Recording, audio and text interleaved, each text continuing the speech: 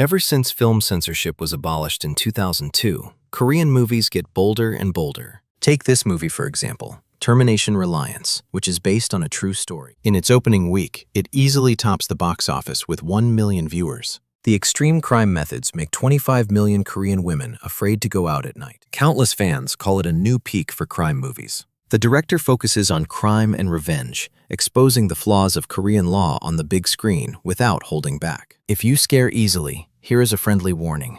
Do not watch the original movie out of curiosity. In the city of Seocho in 2005, the entire city is shrouded in misery. In less than a month, 9 disappearances happen back to back. There is no motive, no fixed location, and no fixed time. Whenever it rains, someone is bound to vanish mysteriously. According to the police investigation, the victims are all women between 30 and 40 years old. This is the only clue they have. To avoid panic, the police mobilize everyone to track down the killer. Tae-soo is one of them. But just when he is slacking off, a new case suddenly comes over the radio. He immediately takes his apprentice and rushes over. Thinking it is just a regular hit and run, a white object by the roadside suddenly catches his attention. After discovering it is a woman's phone, Tae-soo instantly realizes the driver who fled is very likely the killer. So the master and apprentice quickly chase after him along the main road. Soon, at the crossroads, they find tire tracks going in and out of the woods. At this moment, Tae-soo is even more certain of his suspicion. 어떻게 뭔지 몰라도 산에 올라갔다 내려왔어. 이 배에 타이어 자국이 선명한 거 보면 방금 내려온 거야. 밟아. 뭐 임마 빨리 밟아. In the end, they stop the suspect van at the intersection. During the inspection, Tae-soo finds a clump of bloody hair. The apprentice immediately restrains the man and takes him to the car. When they shine a forensic light inside, they see it is completely covered in bloodstains. After the forensic examination, it is confirmed that Gang Chun is the killer behind the serial disappearances. But before they can even celebrate, his colleague makes another new discovery. Upon hearing that the owner of the phone is named Soo Kyung, Tae-soo's world completely collapses. He cannot believe that the person targeted just now is actually his younger sister. Tae-soo rushes into the interrogation room to demand his younger sister's whereabouts, but all he gets is Gang Chun's utter indifference.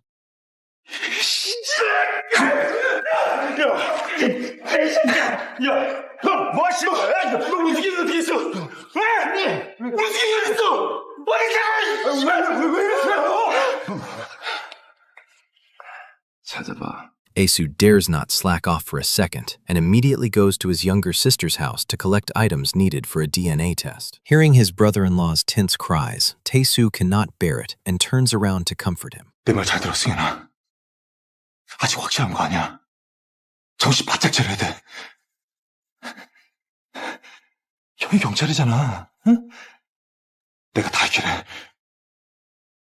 형 믿지? After the forensic comparison, his younger sister's test results unfortunately match the bloodstains in the car. Tae-soo quickly leads his team to launch a blanket search. Soon they dig up 3 victims in Gang Chun's yard, but Soo Kyung is not among them. Tae-soo leads his team again. Arriving at the crossroads where the tire tracks were found, his colleagues find something unusual at the top of the hill. However, after digging up the bag in the dirt, it turns out to be completely filled with household garbage. At this moment, Tae-soo completely loses control of his emotions. Furious, he rushes into the interrogation room, handcuffs his colleague to the handrail, and lunges at Gang Chun. But just when everyone thinks he is going to do something stupid, Tae-soo drops straight down to his knees. 내가 잘못했어.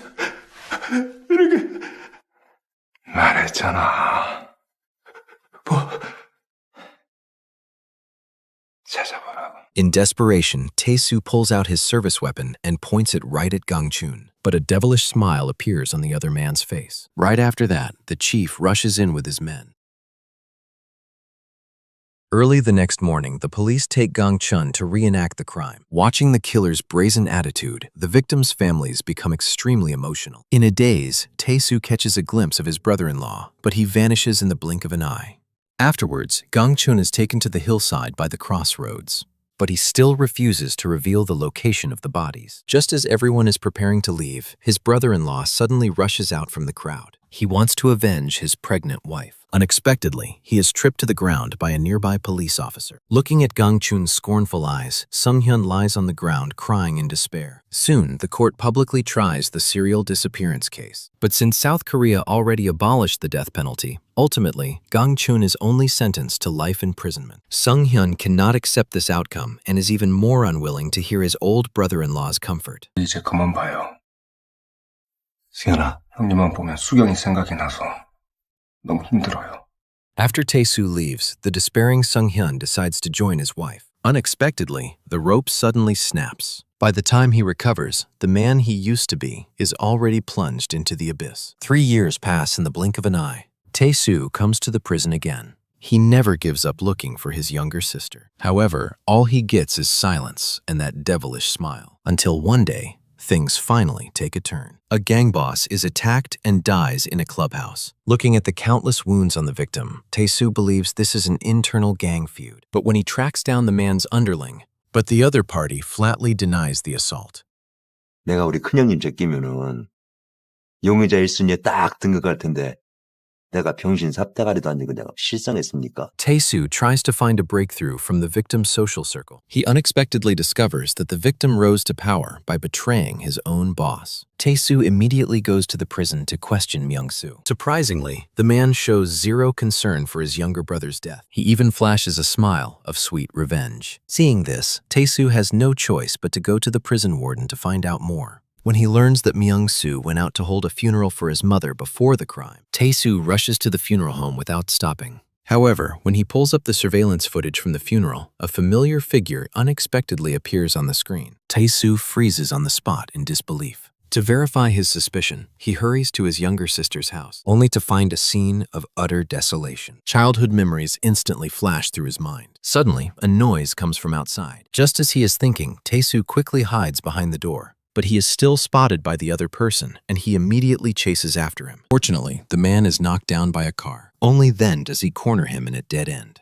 However, when the man turns around, Tae-soo freezes right on the spot. He can never believe that his gentle brother-in-law would actually turn into a vicious criminal. But before he can even ask, Sung-hyun scales a high wall and leaves. In the end, the two arrive at an abandoned warehouse. Tae-soo tries to persuade his brother-in-law to turn himself in. But Sung-hyun seems to have something he cannot talk about. During the argument, the two crash through an iron door and fall downstairs. Tae-soo instantly loses his ability to move and can only watch helplessly as his brother-in-law leaves. Later on, Tae-soo returns home again. But as soon as he steps into the room, he is stunned by the scene before him. The walls are covered with countless photos, all connected by red strings. And the ultimate target is clearly Gang-chun. Combined with the workout equipment in the room, Tae-soo finally realizes at this moment that Sung-hyun's love for his younger sister runs incredibly deep. In order to seek revenge, he actually locks himself inside the house for a full 3 years. Through the photos on the wall, Tae-soo roughly guesses who Sung-hyun is dealing with and knows who the next target is. He cannot just watch his brother-in-law do something stupid, but it is already too late.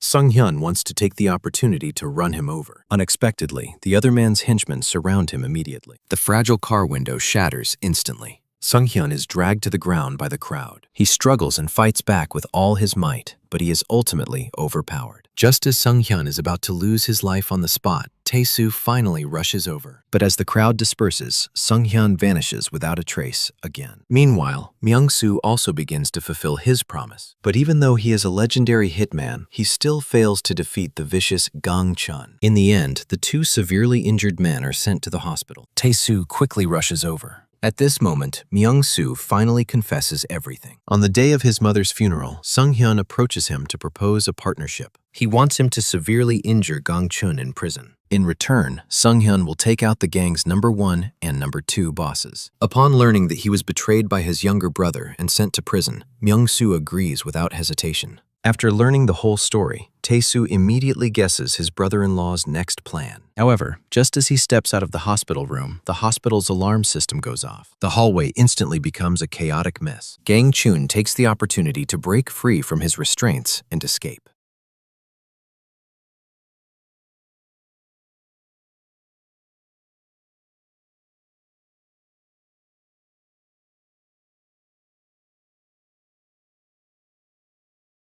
By the time Tae-soo arrives, the colleague guarding him has already stopped breathing, and Gang-chun walks toward the exit with complete defiance. But in the next second, Sung-hyun takes Gang-chun to the place where his wife went missing. But he absolutely refuses to reveal where the body is buried. Furious, Sung-hyun stabs him brutally. The intense pain finally forces Gang-chun to open his mouth. As the stones are moved away, waves of self-blame and guilt wash over Sung-hyun. Unexpectedly, at this moment, Gang-chun suddenly launches a violent attack. Caught off guard, Sung-hyun is knocked down instantly and loses his ability to fight back.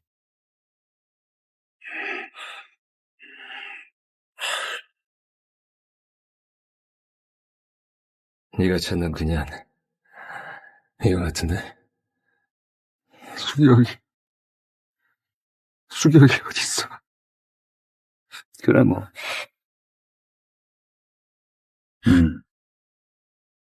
저 바위쯤인가? Looking at the stones not far away, Sung-hyun forces himself to stay conscious and crawls over. Right at this moment, Tae-soo arrives at the scene as well. But Gang-chun has no intention of letting Sung-hyun off the hook. 승현아! 승현아! 승현아! 정신 차려, 새끼야! 승현아! 형님,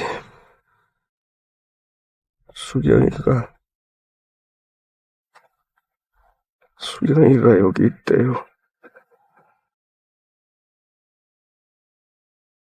Watching Sung-hyun go to join his wife, Tae-soo puts his grief aside, stands up, and chases after Gang-chun. He finally corners him halfway up the mountain. He lunges at him like a wild beast, crazily venting the anger in his heart. But just when he is about to kill his enemy with his own hands, the chief rushes over with his men. With his apprentice's persuasion, Tae-soo finally regains a sliver of sanity. But before anyone can breathe a sigh of relief, Gang-chun laughs wildly and provocatively.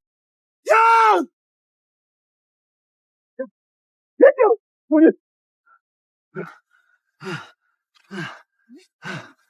어따 씨발 새끼야! 범인을 써야지! 왜 경찰을 쏴! Tae-soo walks forward with difficulty, supported by his apprentice. In a daze, the scene of Sung-hyun right before his death flashes through his mind. Tae-soo snatches his apprentice's gun and pulls the trigger without hesitation. With a loud gunshot, the bullet pierces right through Gang-chun's skull. At the same time, it also pierces through the utterly ridiculous Korean law. At the end of the movie, the police successfully find the remaining victims. But ironically, their sacrifices do not bring about any real change.